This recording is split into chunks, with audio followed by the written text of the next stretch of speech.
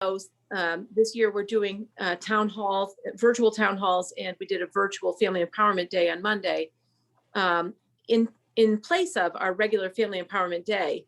And it's actually worked out really well because we've had the opportunity to have direct one-on-one questions and answers with commissioners and with legislators on the various topics that affect our families.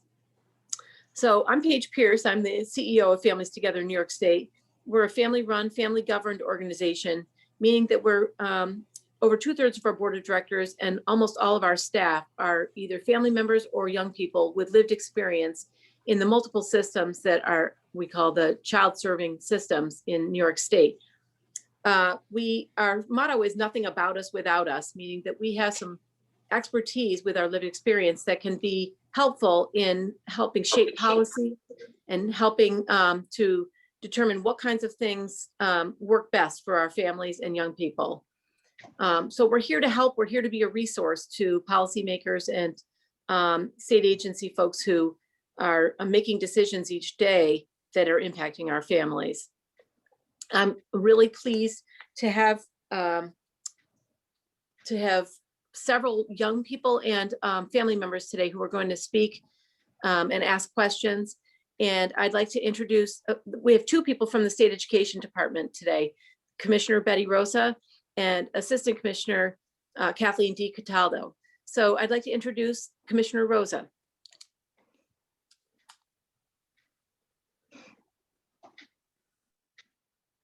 Okay, thank you. So I just want to start by saying this is an amazing opportunity when we get a chance to not only talk to individuals that, as you said, you give them an opportunity to have their voices heard and to become part of the fabric of making sure that collectively, both our schools, our districts, our communities, our stakeholders really understand what they're going through. So I just want to start by saying that my experience, obviously what informs my work, my experience as a teacher, as a principal, as a former superintendent, and as the chancellor, focus on policy, and now as commissioner, focus on both practice and policy. And so I'm particularly excited about being here today and engaging in our work together in the area of equity, diversity, inclusion, and also knowing that the investment in our students is so critical, and the investment in what we call creating safe and caring environments to support them both in their academics, mental, social, emotional, and what we call the whole child, and knowing that that is so important. My background also has been being part of a community school.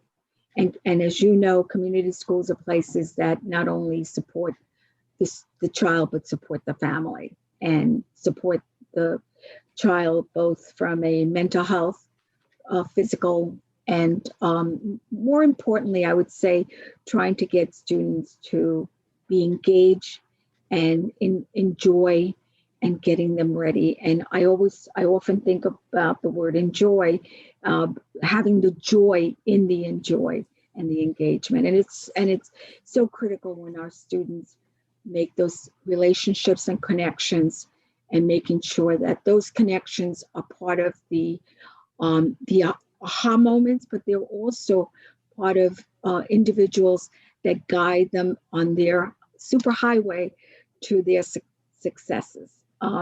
So with that, I'm going to stop and begin the dialogue, which I think is probably the most exciting part of this.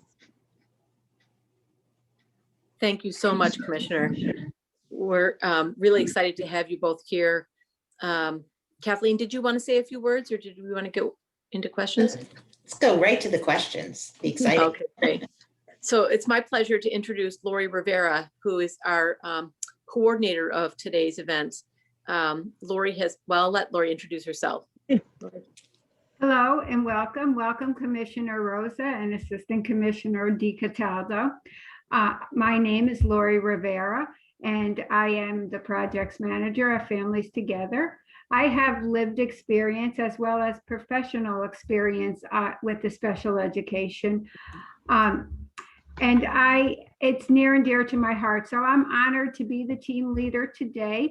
I don't want to bore you with any more of my experience or information. I think it's important that we get right to the questions. So I'm going to start by introducing Cheryl Williams. Good morning, Cheryl. And please feel free to ask your question.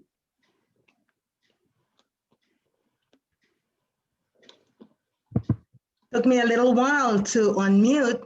Good morning, Commissioner Rosa and Assistant Commissioner Di Cataldo. Thank you for being part of the conversation today, because it really reassures me and restores a lot of faith in the State Education Department.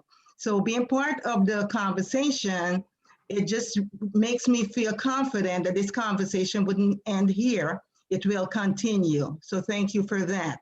I'm a mother of 5 children with lived experience navigating the mental health and educational system. I've worked for Families Together as a regional parent advisor in Long Island for over 18 years, including PBIS, which is Positive Behavior Intervention and Supports, also along with school mental health programs that are embedded within the school district. As a parent, I see families like mine run into numerous roadblocks, trying to access services for their children in our schools. The school mental health programs has proven to have positive outcomes for our families and students. Now with COVID-19 pandemic, we've seen an increase in mental health challenges and suicide amongst our young people. Which leads me to ask this question and looking for your support. What will the State Education Department do to support the expansion of school mental health treatment and support programs that will accommodate the needs of all students throughout New York State? Great question, thank you. And it's a great question because on a personal level, you have shared really the plight of many, many children, particularly in families, in communities that we know have felt the greatest impact on our communities and families of Black and brown children have really been not, and I'm going to go beyond the impact of the physical, beyond the impact of the emotional issues of losing family members, many of them because of the underlying conditions, having to make very tough decisions to place their children in remote learning, and extended families that know that if there's a grandparent living with them, or if they have other members, having to make these very challenging choices. So I know that the department, we have been working, and Kathleen is going to speak to some of the things that we're working from the mental health specific perspective. But I do want to say that this issue of making sure that as our children begin to, even, everybody talks about opening classes, opening schools. We have to do it knowing that, one, our children, many of them have been in experiencing loneliness, isolation, anxiety, trauma, all of the above. And the wellness of our children, the wellness of our communities has to be at the forefront of everything we do. And I truly believe an investment, particularly with the stimulus dollars and with the CARES Act dollars, we have to make an investment in mental health. We have to make a major investment in making sure that this issue of wellness is at the forefront of everything we do in order to get our kids ready, in order to make sure that the landscape that our children are going to exist in terms of schooling, but also in terms of community, has to include this issue of wellness. And let me just add one other element. Schools have been, and communities are places where children find their learning opportunities. And the fact that they have been so isolated in many ways, we've really have taken that from them. And therefore, we have to, we have to work on reaffirming, giving our young people and our students opportunities to really speak to their pain, to speak to their issues, to speak to, you can imagine as adults what we're feeling. Some of them have difficulty even not only articulating what they're going through, but also even when they can articulate, it's the question of how do you create responses to that. So I do want Kathleen to share some of the conversations that we're having at the department and some of the things that she has been personally doing in this area. And I will tell you, this is a major area. It was in our guidance, by the way. It was in the plan that we put together in terms of our task force. The issue of social, emotional, and wellness was a major component. Kathleen? Yes, thank you, Commissioner. And you articulated so many of the issues, but, and as the Commissioner said, starting actually, last spring, we were so worried about our kids were more and more becoming disconnected from the remote instruction, right? And I think all of that has just snowballed.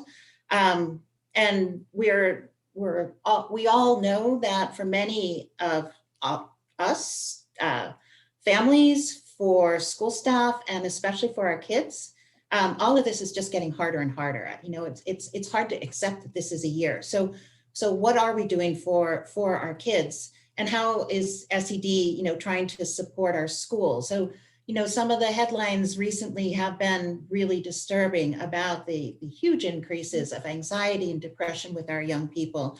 And, we've seen some increases in suicidal ideation and in actual suicide. So, that's a crisis, right? So SED reached out to the Office of Mental Health, and we're working together to try and fast lane some really targeted guidance with supports for schools, thinking about how, and targeting those resources for school administrators, for teachers, for families, and for students themselves. We have been encouraging schools from the get-go to say, kids aren't going to walk in ready to learn, right? They need some time to process. And they've been learning all kinds of things. We've had such an incredible year. We haven't just dealt with a pandemic.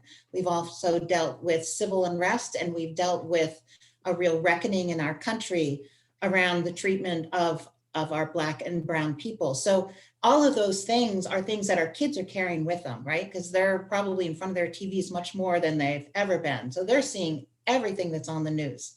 For them to be ready to learn, we have to make space for them to talk about what they've been through, give them some control back over the things they're thinking about. And that's been our guidance all the way from the get-go was, please make sure that you're talking to our kids.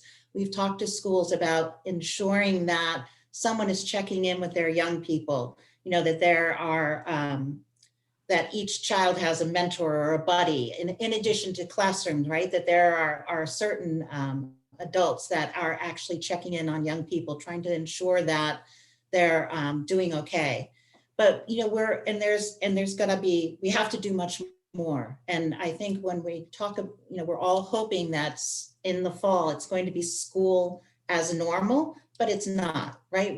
We need to know that the services are available, that schools are prepared, that teachers are prepared to really be able to respond to the needs of their students, because I think it's so much more. This has just been, such a tough year. So, I'm just glad to be here to hear from you. I know the commissioner meets with our stakeholders all the time, and it's honestly heart-wrenching to hear, our folks in the field just talking about how hard it's been for all of our kids. So thank you for raising this very important question. And again, I'm here also to listen and hear what you think we need. And I appreciate having that opportunity. Thank you. Commissioner Rosa and Assistant Commissioner Di Cataldo. I noticed you mentioned about the collaboration with the Office of Mental Health, which is really great to hear. And I also heard about your personal, like the personal passion that I heard you spoke when you were speaking. It actually resonates with me and a lot of the families that are on this line. So thank you for that. And I remember there was something you talk about someone checking with the students. At one point in my work, what we did was check and connect. So it's good to see that that's being implemented and it's continued. So thank you again. And I appreciate both of you. I'm looking forward to continued work. Thank you. I as well, thank you. Mentoring, we all know how very important mentoring is for children. I would next like to introduce Tony Smith Thompson. Take it away. Hi, thanks so much. Hi, Commissioner and Assistant Commissioner. It's nice to see you both. I live in New York City. I'm a parent. I have 3 kids in elementary, middle, and high school. I'm also co-president of my school's Parents Association in East Harlem.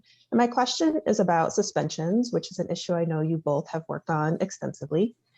So in the reopening recommendations, I saw that you encouraged the use of restorative approaches to discipline, but the recommendations stopped short of actually strongly discouraging suspensions and other discipline that pushes kids away from their learning.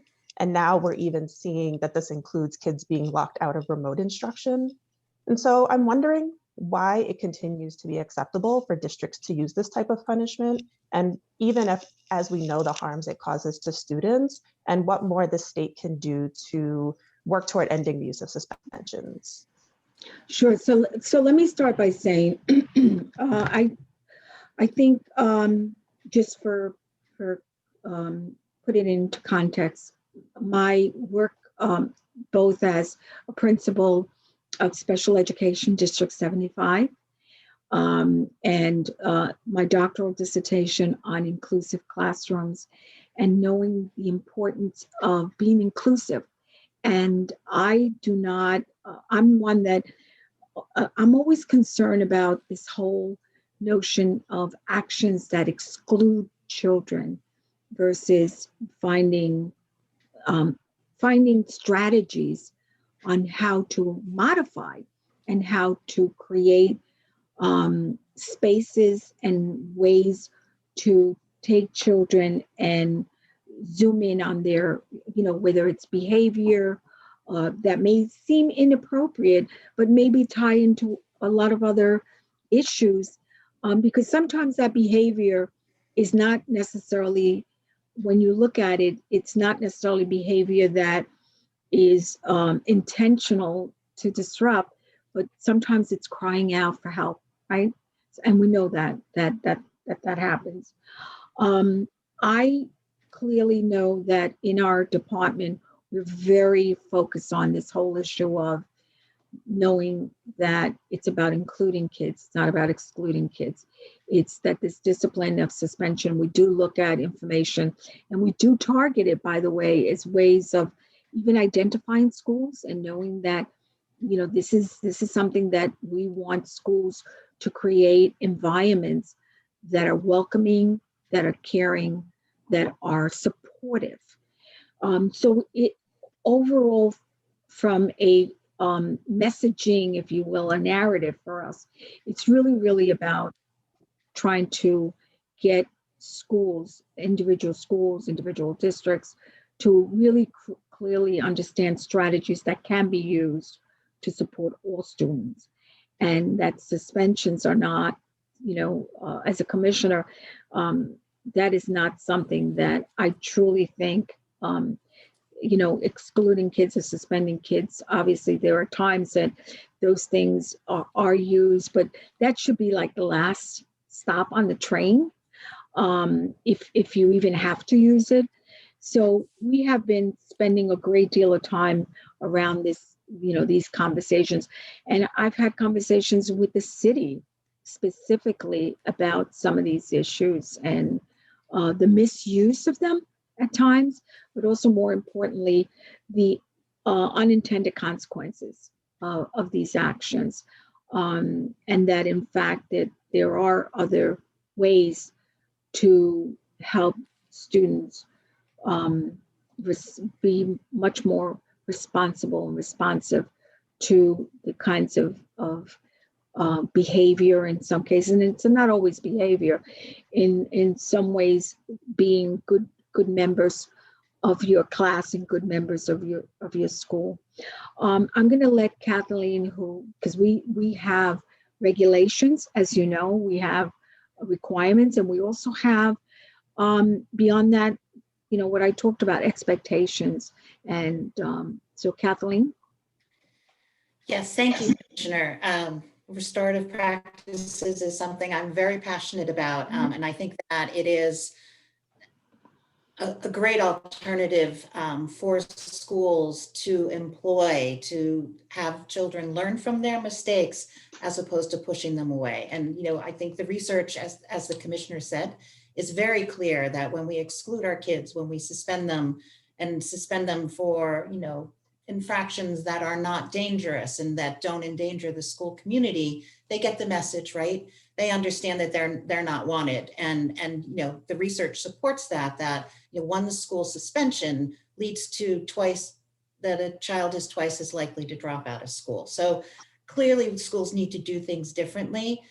We talk a lot in my office also about social emotional learning, and we're working to ensure that schools have easy access to the training so that the adults first learn their social emotional skills so that they can then work with their young people around them. And restorative practices works perfectly with that, because they're both about the relationships, about learning about your own emotions and how to regulate them. They're about empathy, right? Because part of restorative practices is hearing the harm that you have potentially done to your school community as a result of your actions, is how young people, learn how their own behavior affects other people. So there's so many reasons that these are really important practices to really change culture in school. But we also have to recognize that, everybody has to buy in, right? From the superintendent to the principal to all the teaching staff, to really change that school climate and culture. So there's still a lot of work to be done around that. We've had some other guidance since our school reopening guidance. I believe we called it Challenges of Learning in a Masked Environment. That really tried to recommend a number of steps that districts take when students have challenging behaviors in this environment. Again, trying to recognize how hard this is for all of us. And it's not easy for teachers as well, right? Kids have challenging behaviors. Kids challenge as part of their behaviors. That's part of growing up. And kids make mistakes. And we just need to create safe spaces for them to make mistakes and learn from them. So that is something that, my office has been working on. We have a couple different groups that are really interested in thinking about discipline reform. But we have, we also have laws that are all about suspension. So, we have to work within the confines of the laws as they exist. Thank you both for your comments. It's very helpful to hear you speak openly about the harms of suspensions. Thank you for sharing. Yes, thank you. So our next presenter is a young person. He is a regional youth partner at Families Together, Robbie Lettieri. Hey everybody, good morning, and thank you so much, Commissioner and Assistant Commissioner, for being here. It's truly an honor to have you in this space with all of us. So as Lori stated, my name is Robbie Lettieri. I am the Youth Peer Services Training and Credentialing Manager here at Families Together in New York State. Growing up, I was involved in the healthcare system as well as the mental health system. In high school, I was considered terminal, as well as deemed a risk to myself and others due to the violent nature of my seizures. My high school removed me from the public school that I was attending, and I was placed in a school for youth with disabilities. During college, I attempted suicide during the second semester of my junior year. It was a failed attempt, and after I was released from the hospital, I found out that I was not allowed to return to campus, and I was unable to register for future classes. How can you ensure that youth and young adults will have protected rights in the education system to remain as integrated as possible? Well, first of all, thank you for sharing because we've,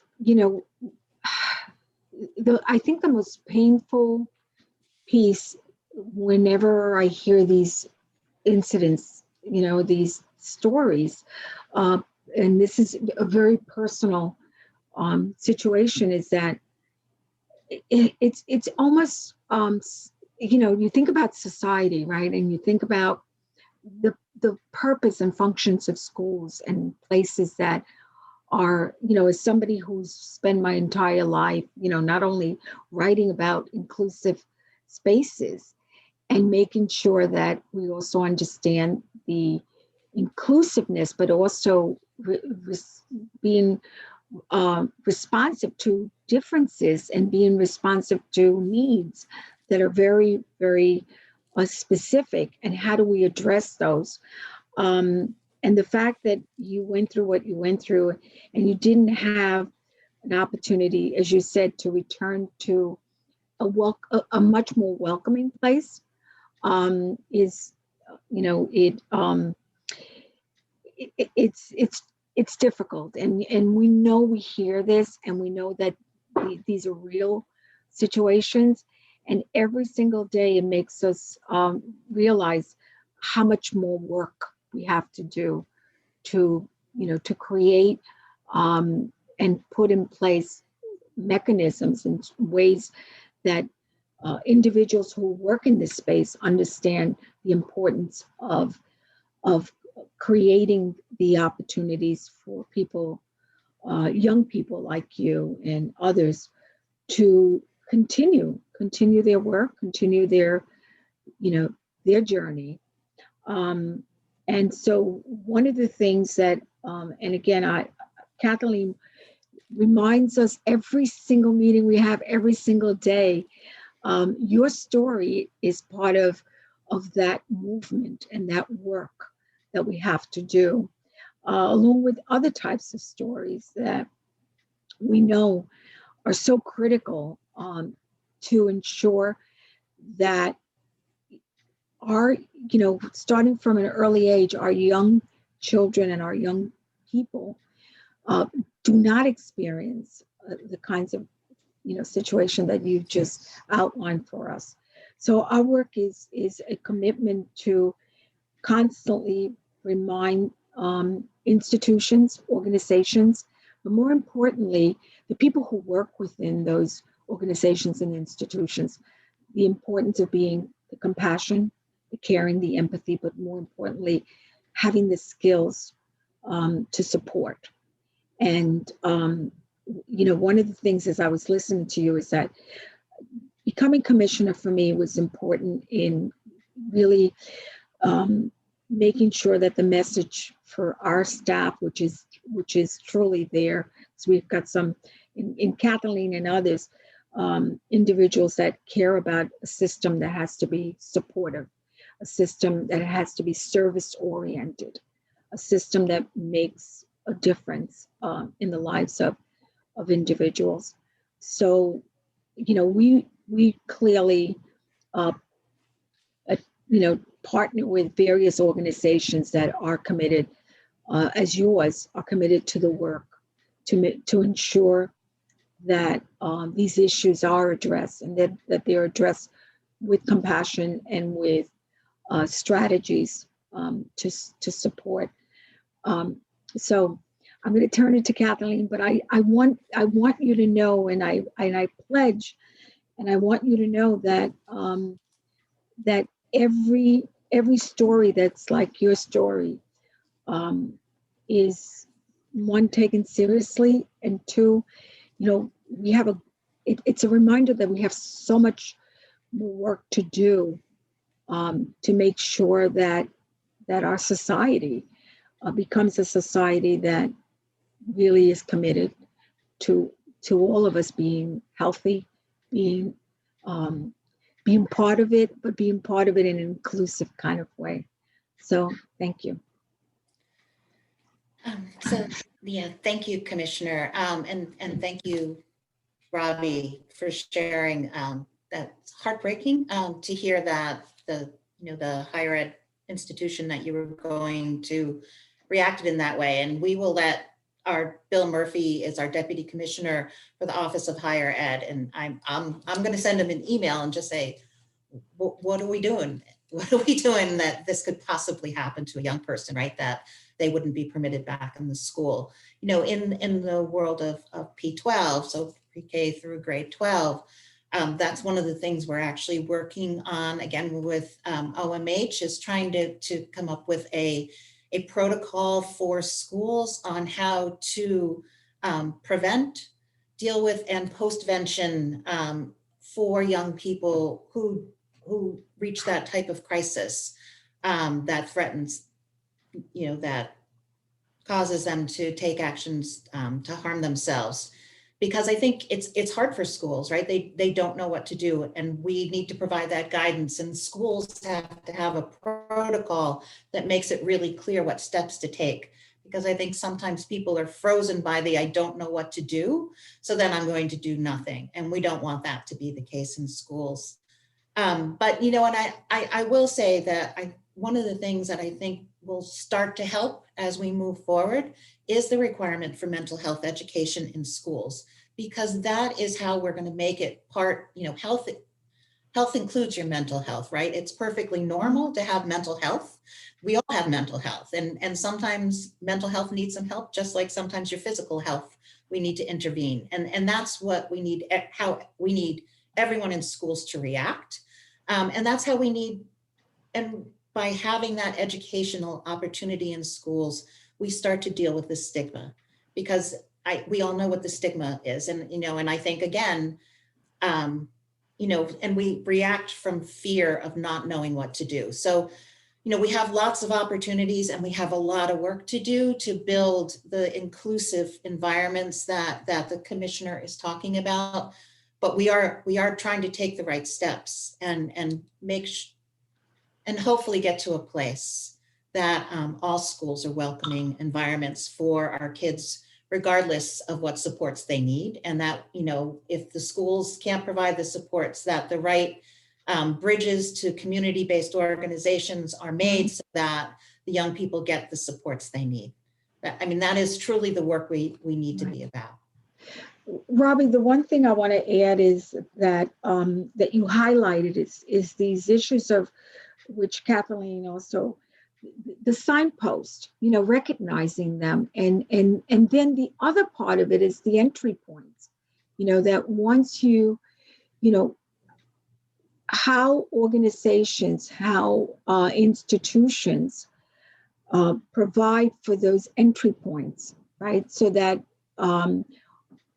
you, in fact, the exclusion part is very, very, to me, is harmful, obviously, but it's also, it's so disconcerting. It's so, beyond belief.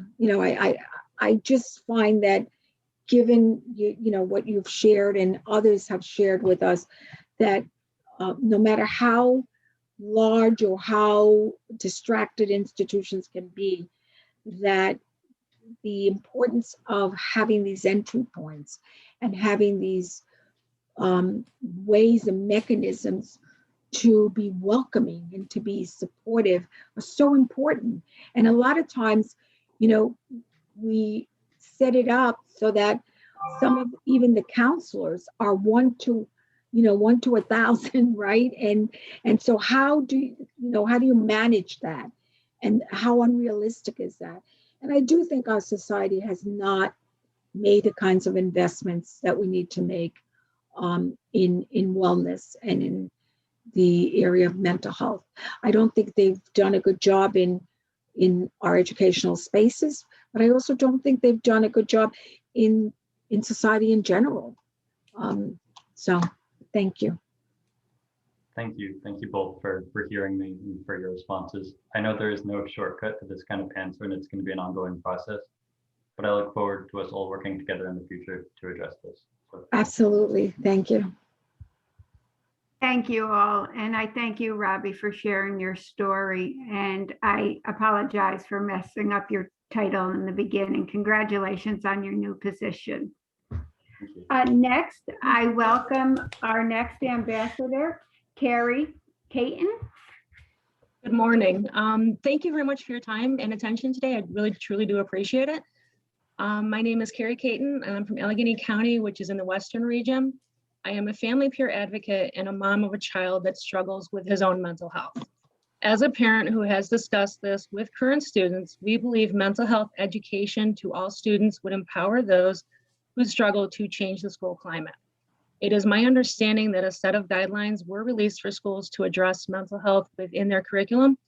What is your team doing to encourage the implementation of these guidelines in schools, and how will schools be held accountable for quality mental health education in grades K through 12? Yeah, great question. I particularly love the fact that you talked about mental health from the perspective of not, looking at it in isolation, but rather creating a community, right, for all students to understand.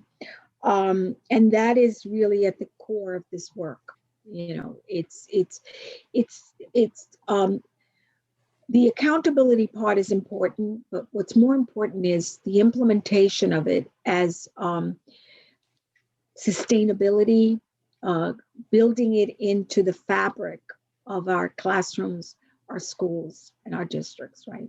So that this notion that we're in this together, that all of the children understand that this is not about, a lot of times what ends up happening is you zero in on a child or a group of children, and what you don't do, which is a great point you made, is you don't educate the entire community of children in understanding the whole mental health issue. Because I think part of that becomes challenging in schools when other children sort of look at it and say, oh, this is happening too, right? Or this is so-and-so, but rather as a community of children, this is our issue, right? This is something we all want to understand, and we all want to be a part of being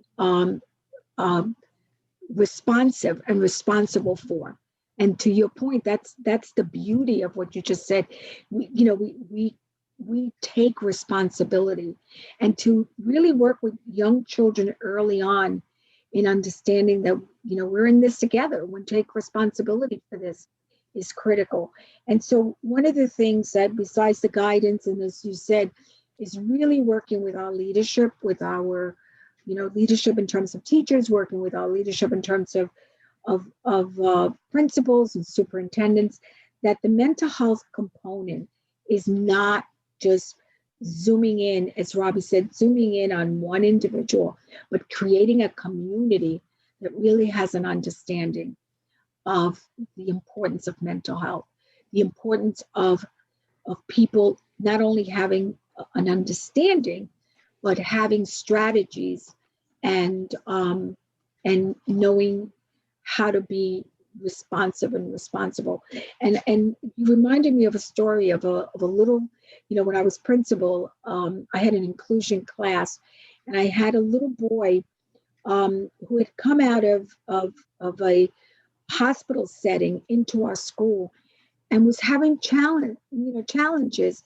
And two other little kids in the class would help him tie his shoes. Another kid would sit with him during lunch and would say, and I visually see this, would say, I know you don't like your apple. And the kid would say, I do like my apple. But he said, no, I know you don't like your apple, because the kid loved apples, right? And basically what it came down to was that he traded, right? He traded his apple, and the other kid, traded for something else. And so visually, we got the sense of kids negotiating, kids understanding that their relationships go so far beyond, some of the things that we think about.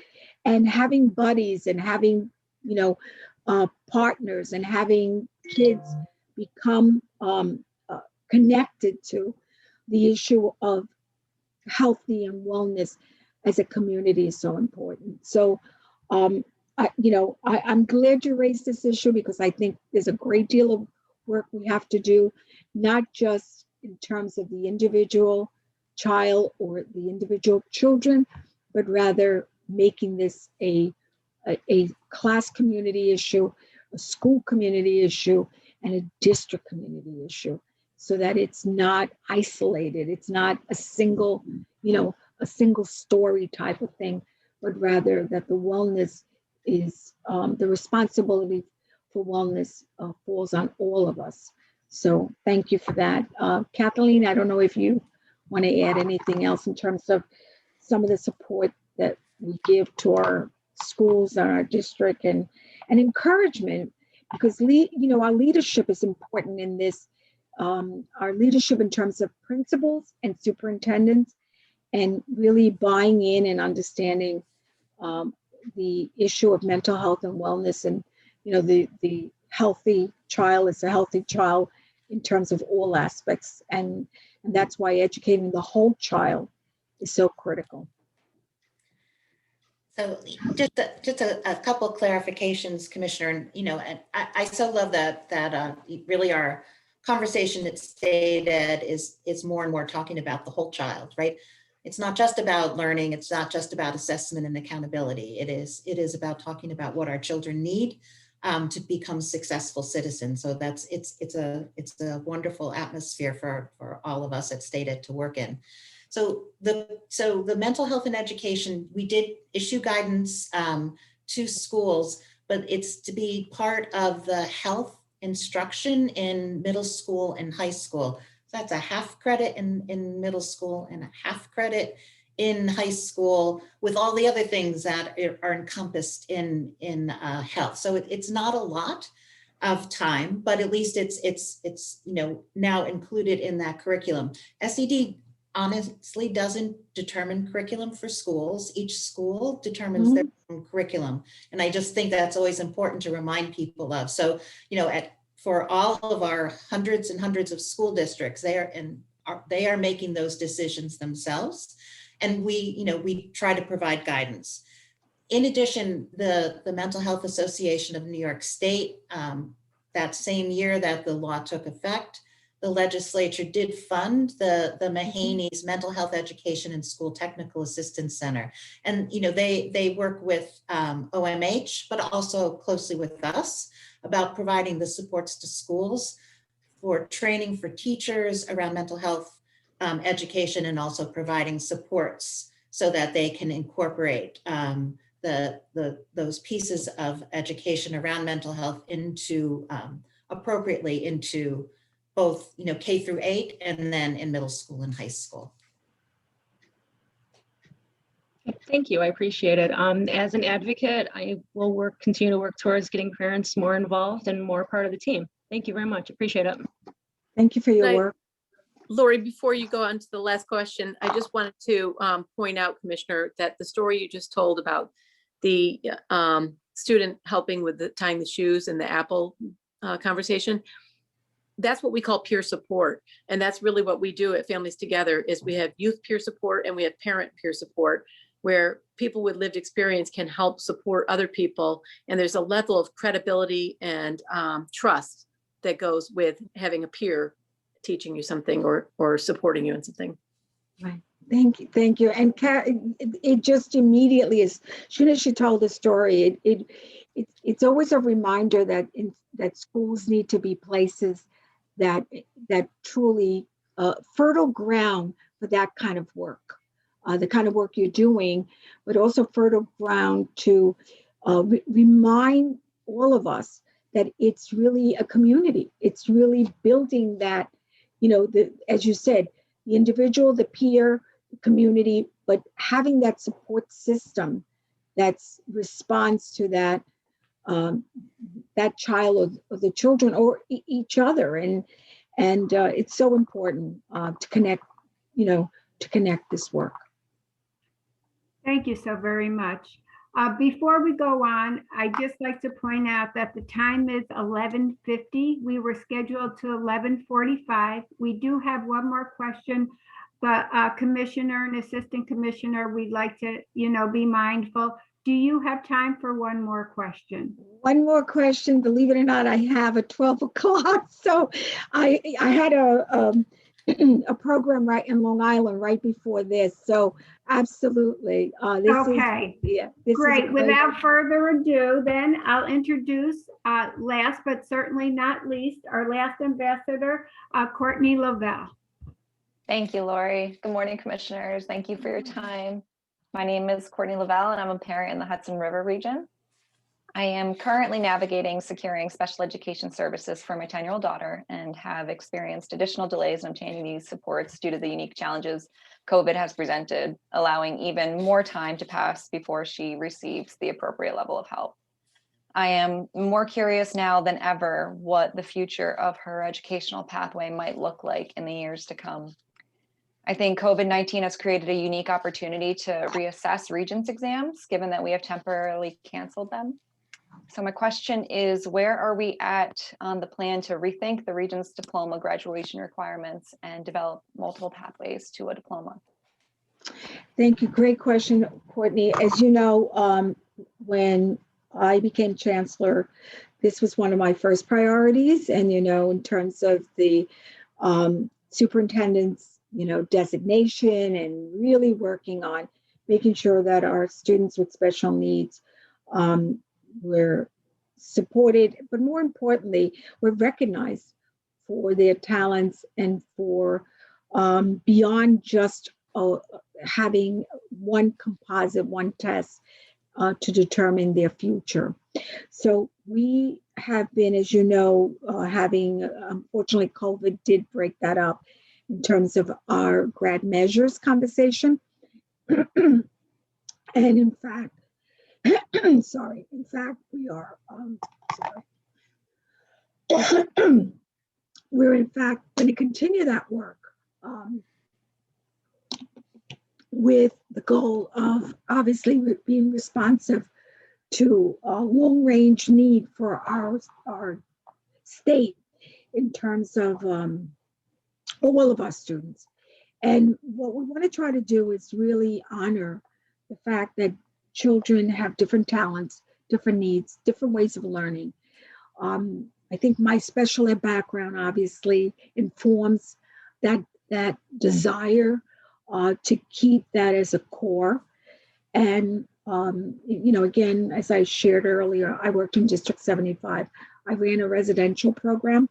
I'm somebody that has committed a great deal of my life to including, as I said, writing an entire dissertation on inclusive classrooms.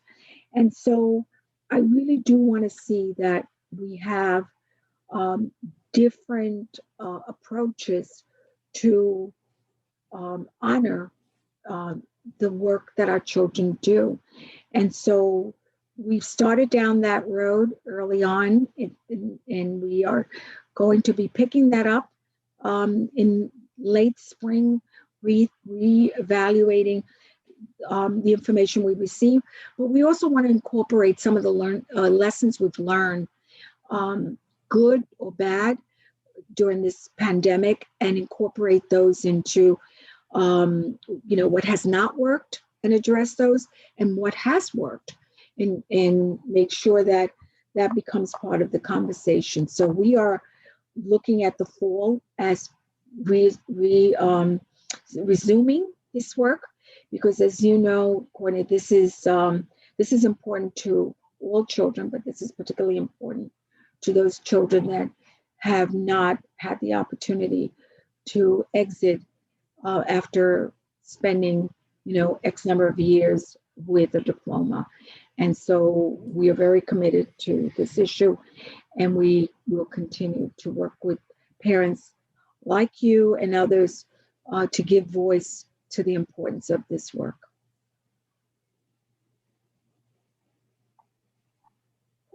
Thank you so much, Commissioner. I just have to tell a story as a proud mom because it's so relevant to the Regents the multiple pathways. My son Emmett, who is 29, did not graduate from his public high school, even though I served on the school board for some of the time that he was a high school student. He ended up at Wildwood, a special education program, and ended up getting his GED. He graduated in May of 2020 with an accounting degree from Siena College with honors. So there are multiple pathways, and it's just an opportunity, you know, and with a mom who has advocated all throughout his childhood and studenthood, he wasn't able to get a Regents diploma, and he's all the better for it, having gone the path that he went. But I just wanted to share that with you because there are lots of opportunities for students with different abilities. Well, and what I want to try to do is replicate what you were able to do as a parent for many parents who don't have the resources and can't do that. So what we want to try to do is find multiple pathways to get our kids on those super highways to get them where they need to get to. And so opening up those super highways is going to support having opportunities and being successful. And so we want them to have access to those. So thank you for sharing your story. You're welcome. Well, thank you both so much for taking the time. It's been, I'm sorry, Kathleen, did you have anything else you wanted to say? Thank you for even going over our time. Please view us as an organization, as a resource. We can share these kinds of stories with you and this kinds of expertise that can help you design the best education system in the country. And you have so much we feel like your approach is so wonderful, and we want the opportunity to be able to assist you in that. We really appreciate your time, and we'll be sharing, as I said earlier, we'll be sharing this this video on our Facebook page, but also with the legislators that are on the Education Committee in both the Senate and the Assembly. And we encourage you to share it as well, because it's a real showcase of what the Education Department is doing in our state. We really appreciate your leadership. Thank you so much. Thank you for the opportunity. Thank you both. Thank you all. Thanks, everybody, for your input. Bye. Bye-bye.